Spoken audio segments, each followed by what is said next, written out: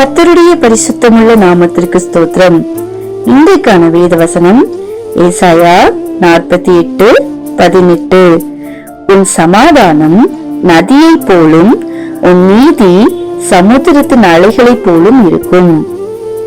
நதிக்கு என்று ஒரு வேகம் இருக்கிறது, ஆனால் அந்த வேகத்தை நாம் பார்க்க முடியாது. அது சீரான வேகத்தில் போகக்கூடியது.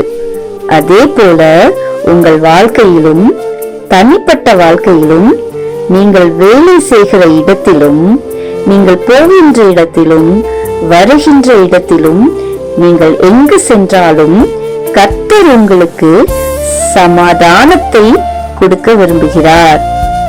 இன்னைக்கு நிறைய பேர் சமாதானம் இல்லாத வாழ்க்கையை வாழ்ந்து கொண்டிருக்கிறார்கள்.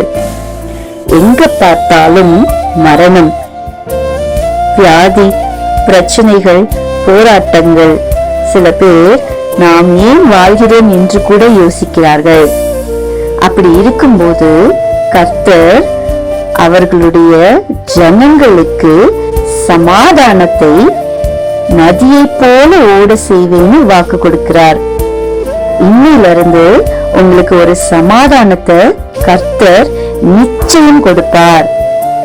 அடுத்தது, கடலின் அலையை போல உங்களுடைய நீதியை பலமாய் இருக்க செய்வார். கடலுக்கும் அலைக்கும் ஒரு சக்தி இருக்கின்றது. அதே போல உங்களுடைய நீதியை கர்த்தர் நிலைநிறுத்துவார். உங்களுக்கான நீதியை அவர் தருவார். இந்த 2 காரியங்கள் நமக்கு கிடைக்க வேண்டும் என்றால் நாம் என்ன செய்ய வேண்டும்? அவருடைய கற்பனைகளை கவனிக்க வேண்டும்.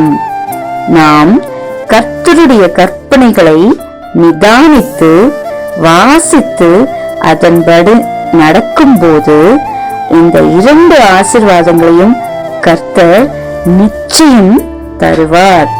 God bless you. Amen. Amen.